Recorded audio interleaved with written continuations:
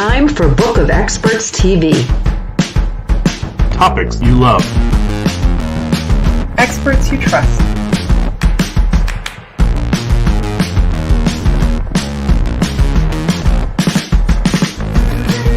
Friction-free referrals. Tried, tested, Trusted. This is Book of Experts, brought to you by salesman.me. All right, we're back with a special edition, a special episode of Book of Experts.tv because we're talking about sales. We're talking about connecting, and specifically, this episode will be about the martial arts of sales, connecting with strangers, enrolling friends, going all the way from that cold outreach or cold connection all the way to closing the deal with the sales samurai, John Molyneux. So, John, I'm going to bring you on the screen right now. Excited to have you. We want to talk about your new book, but we want to talk about this whole background in martial arts because this keeps coming up in our conversations that folks in the sales realm, people who are doing really well, often have this common background with the martial arts. And you've actually pulled that all into your branding and your story. So let's start there this morning. And by the way, welcome to bookofexperts.tv. Yeah, thanks for having me. I love what you guys are doing here. I think it's a fantastic platform, Book of Experts. So keep up the good work, especially the intro music as well. That's fantastic. I love that.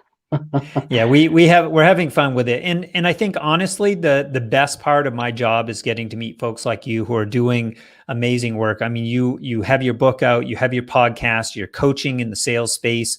People who are out there doing the doing, not just talking about it, but actually doing the work and being able to learn from folks and absorb some of these great ideas. It's fun for me. This is my play area. So let's tell me a little bit about this martial arts background and how that developed for you and how you've incorporated it, the concepts into your work. Well, I'm going to go back to my military. That's kind of what I always go back to. That's kind of the foundation of where it all kind of stemmed from, I think. Excuse me. So when I was in my mid-20s, I was in the military for a few years. And when I came out, I decided it wasn't a full-time career for me. I served a few years. And then I just thought, right, it's not something I want to do over here, I don't know what it is in America, but it's like 22 years is a full career.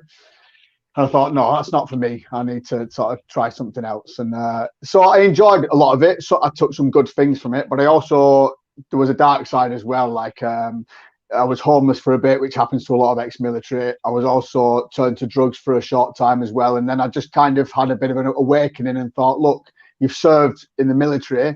Why are you letting these things happen in your life? Why take control kind of thing? So I changed a few things and relocated to a different part of the country, and I kind of stumbled across the opportunity to learn and teach martial arts. Karate karate wasn't something that I thought, oh, I want to do that. It could have been kung fu, it could have been jiu-jitsu. It wasn't really the martial art in so much as the fact that it was teaching martial arts.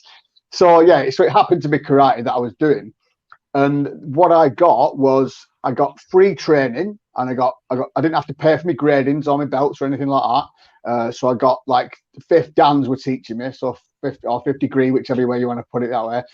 They were teaching me all their knowledge, but what I was expected to do in return was build up classes for the existing instructors. So I would go around every night knocking on doors. So I was training about 5 or 6, 7 times a week sometimes, karate. So that's why you kind of go through the gradings much quicker than a student would who's training once or twice a week. So I was knocking the doors every day. So that's kind of where my sales started coming into it, because I was promoting the classes cold calling door to door. And it was brutal to start with. It's a really tough industry. If you know anything about sales, door to door is probably the hardest possible way to do any sales.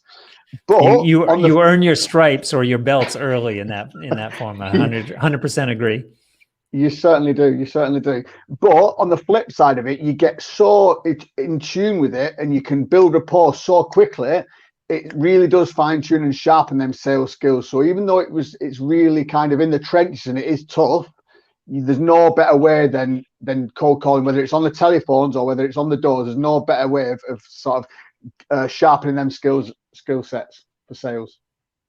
So you started. I think the discipline is one of the aspects also with this martial arts approach to sales. You develop a practice, a habit, a discipline, in paying attention to the small details that really matter, because the full form doesn't all come into play. I'm trying to draw the line here, connect the dots with sales. The same thing, that we've got to go out on a day-to-day basis and make those meet strangers, which sometimes can feel hard. Like you said, it's knocking on doors and someone might slam that door in your face.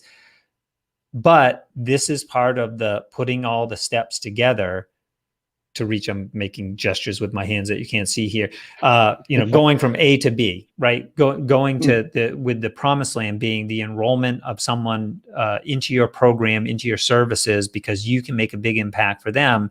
And of course, it also benefits us with revenue and all the other good things that flow out of that. Absolutely. Well, there's so many correlations. The more I think about it, the more I kind of come up with. So, for example, with you doing the martial arts, you'd be stood in a row and next to everybody else, and you'd all be doing the same punches over and over again. So it's quite repetitive. So you do the same things over and over again. When you're on the doors, you're knocking the doors over and over again. You're dialing the numbers over and over again. You're reading the scripts over and over again. So there's so many things that cross over. Patience as well. You have to have so much patience in the dojo, holding that stance for so long, so your legs are shaking, or teaching them children that move over and over again, and they're just not getting it. So you keep doing the same thing over and over. You have to have patience. You have to have that same patience with a prospect who's not ready for buying, and you have to wait and you have to follow up. So there's so many ways that the sales and the martial arts cross over. So one of the things I really appreciate about you, John, and your sales samurai approach is that some folks in the sales industry are really focused on, okay, I'll have the sales conversation. Someone has already come in through the marketing channels.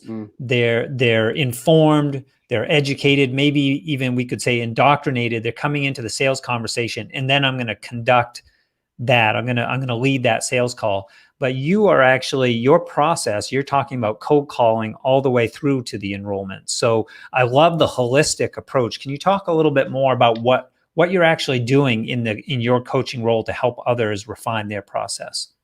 Yeah, of course. I mean, it's not a one size. It's like anything. It's not a one size fits all. So cold calling doesn't necessarily work for everybody. I keep butting my head with people that say cold calling is dead and all this, and from their point of view, if they're a digital marketer or something, that's what they think. They think cold calling is dead. But if you're sort of a brand new coach and you haven't got a massive budget for marketing, then picking up a phone call, picking up a phone and ringing people and cold calling people, it's a very low budget way of getting yourself out there and getting kind of building clientele. So again, it's not a one size fits all, and it's not a fit for everybody. But even if I would recommend people do it just to build up get that skin thicker. But if you want to be in business or you want to be an entrepreneur, you need thick skin. So if you can call people and have them hang up on you or tell you to F off or whatever it is they're going to do, once you get used to that, you kind of it's like I just don't take any negativity at all. It just bounces off me now. It's like I've got my Tai Chi shield around me and it just bounces off because it just doesn't affect me anymore. And that's purely because I've been rejected that many times. It just doesn't bother me. Well, I imagine that is also part of the martial arts approach. You brought in Tai Chi and sort of this energetic approach, which I think people feel that in the conversations that we're having, and that lack of, look, I've got something, you can take it, you can leave it. Like your decision is not going to affect me. I know I've got something here. Do you want to have that conversation? There's a rootedness in that I think people appeals to folks as well. 100%. That you just made me think of another, because it's exactly the same in a confrontational situation. If you're as a martial artist, you're not going to go straight in. You're going to say, look, you can challenge me if you want. That's why we always, especially I used to do all that security as well. So you'd always start off with that. So you're saying, look, I'm both hands up there. You can see that both of my hands are up. It's like, no, I'm not interested. But that is like a fight ready position. People don't really always think about that. If you've got your hands up, that if all I need to do is close my hands and their fists, aren't they? So even though it looks like I'm saying, look, I'm not interested, you're basically saying, but if you want to try it, kind of thing. So tell us a little bit about how you developed the concept. Or tell us about the book and the concepts in the book, because when I think of the word samurai, there is the Asian martial arts connection, but I also think there is an aspect of honor. That in many cases, I don't know if I have the right words to, I've heard about this in the past, but for a samurai, one of the most important things would be a good death. They weren't trying to avoid death. They were trying to, live fully into that experience. So what other aspects, like why did the sales samurai speak to you beyond just your background in martial arts? Well, I think what I'm trying to do with the sales is the same kind of psychology that the samurai are trying to put across with how they think and how they act or behave, or how they did actually say that. There's not many of them around now, is there? But with regards to sales, what I'm trying to get across is it's not sleazy. You're not a con man. A professional sales samurai would never try and sell something to somebody that didn't want or need it. Or you know what I mean? So that's the kind of mentality I'm trying to get through to people, and it's not something to be ashamed of. It's sales. It's something to sort of absorb and enjoy. Even I enjoy sales. I think there's no better feeling than making a sale with somebody that's happily purchased it, and they're going to get whatever benefits from it. And not only that, so if you're working for somebody else, the boss is happy with you as well. So it's a win-win. A good sale is a win-win for everybody. And not only that, the prospect is that happy that they're going to talk to you about other people and refer you to other people as well. So once you get the name for yourself and you're good at what you do, and people are happy with what you're doing for them, then you kind of, your world's your oyster. Yeah, I hear you. It is that enhancing life experience, that transformational experience that you can bring to others. And obviously, we benefit, we enjoy. I think there is a lot of fun and excitement and energy around the sales. When you're winning, it feels great. But more importantly is that win for the folks that are engaging, because it literally is going to be an inflection, a transformational inflection point in their life. John, tell us for a second, if you would, what's the big mistake, or maybe even more than one, that you're seeing in this space that you see others tripping over, the pitfalls that could be easily avoided? And this probably comes out of your coaching side of the business as well, I imagine. Well, what I would say is what happens quite a lot, and I see this all the time, is people don't want to involve themselves in sales, especially cold calling. It sends a shiver up the spine when they think about cold calling. But it's not. It's just something that is part of everyday life. Every business has to have a sales process, or it's not a business. There has to be some kind of sale or product or something that people buy, or it's not a real business, is it? So people just need, I think everybody just needs to absorb it and just kind of get that mentality out of the sleazy salesman, or I don't do sales, or I'm not in sales. Everybody is in sales to some degree. When you go for a job interview, you're selling yourself. If you're a tradesman, like a builder or a roofer or a joiner, you're still selling your services, aren't you? So you go up and you quote a job, you go and you say, right, this is going to cost you this and this. That's selling, isn't it? So it doesn't matter what industry you're in. No, we're all salespeople. Yeah, sales is that influence or the ability to impact others. And if you've got kids, you know what I'm talking about as well, because bedtimes or doing your homework or this, cleaning up your room, there's a sales job involved. You've got to convince or I don't like convince. I like being compelling, make a compelling story of why we're going to do this next thing now, why it makes sense for everybody involved. Yeah. Absolutely. 100%. Walk me through, if I'm a new client coming into the Sales Samurai environment, what would I expect to be doing with you, and where are you going to be leading me through this journey? Well, I mean, that's a good question, because I can help most areas. I mean, you could come. The thing is, not everybody is uncomfortable with every part of the sales process. I mean, you've got the prospecting part, you've got the building rapport part, you've got the closing part, you've got the following up part, which not a lot of people do for some strange reason. So there's different parts that people are uncomfortable with. There's even the fear of being on the phone itself and just not being comfortable speaking to people. So it would all depend on what area they want. The one-on-one would be where I got into sort of the critical and the deeper parts. But I mean, I'm offering group coaching where I'm going to break it down into structures, so you're going to get front to back the whole sales process. So it would all depend on what areas you're struggling with.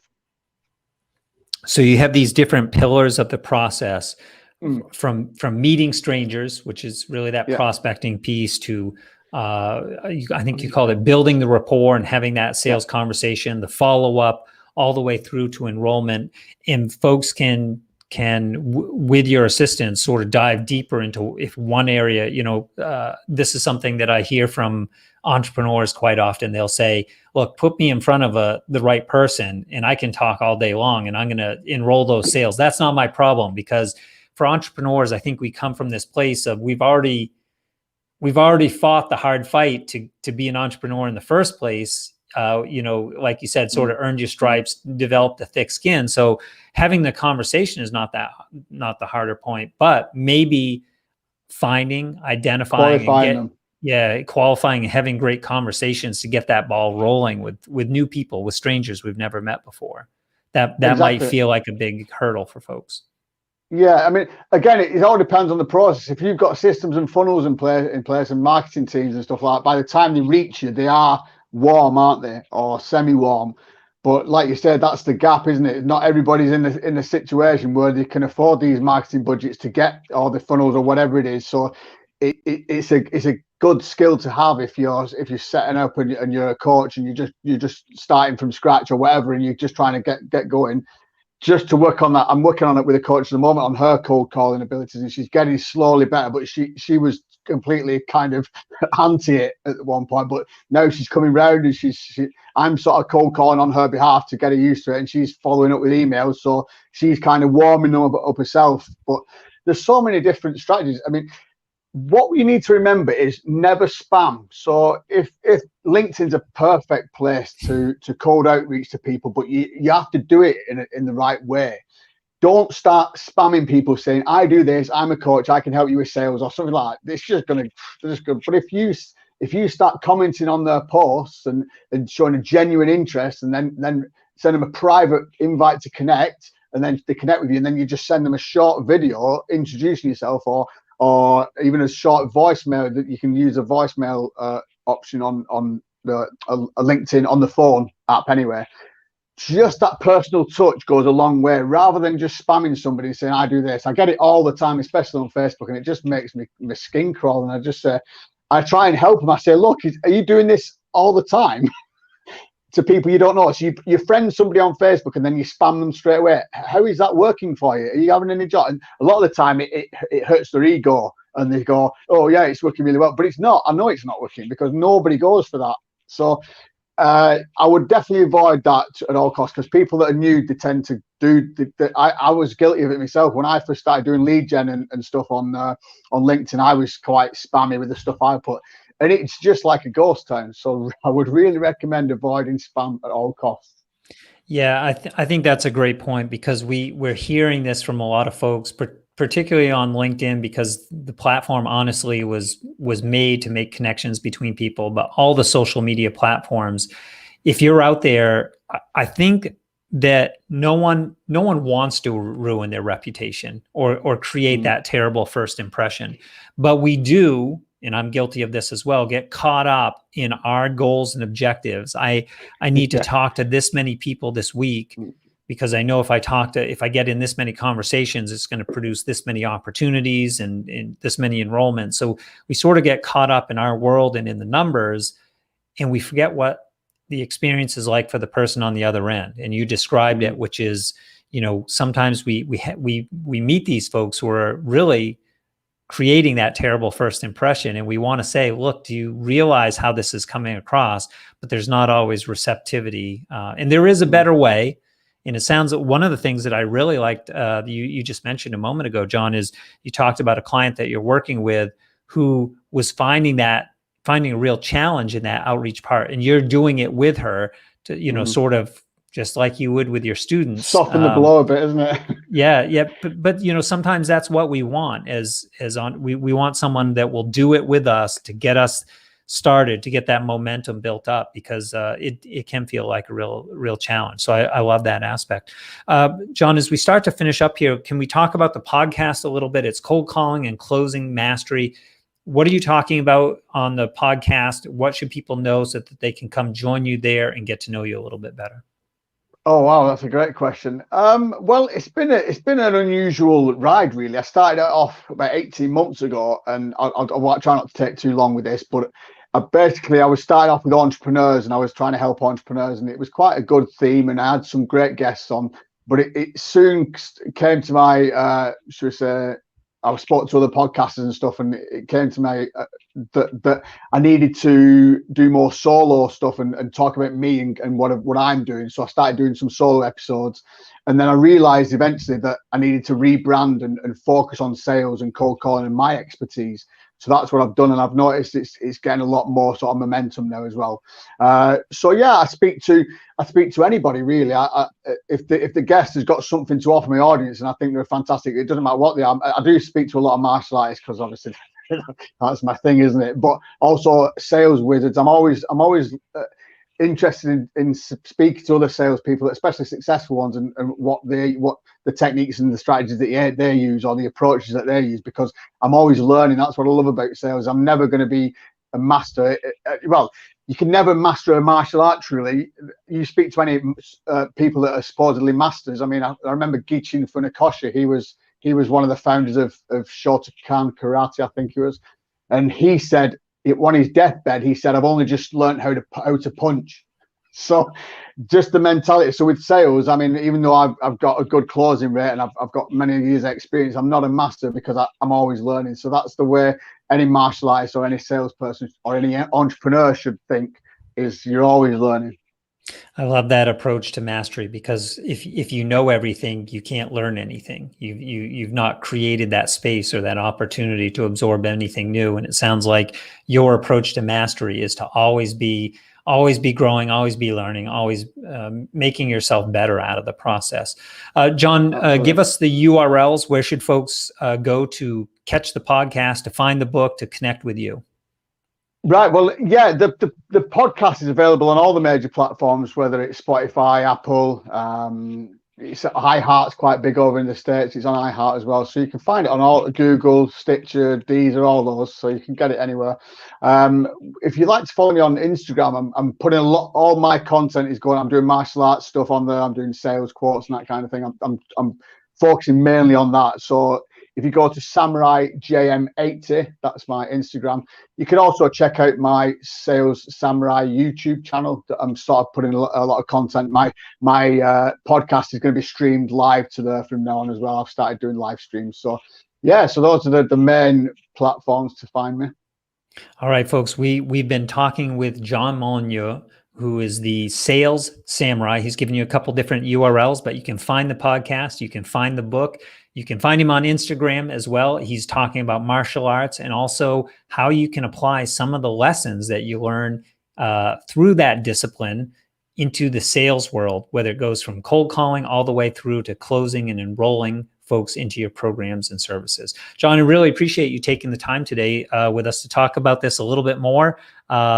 I'm excited about this. I feel your energy. I can only imagine what you are out on the mats with the belt around your waist and working with students. So I think bringing that fun and playfulness and playfulness in martial arts, maybe an edge too. Like you said, sometimes it's competitive, but bringing that energy into the sales world, I can totally see that this is your shtick. Thank you very much. It's been a pleasure joining you guys. I love what you're doing, Book of Experts. Keep up the good work. Thanks, John. I appreciate it. Thanks, everyone. Pleasure.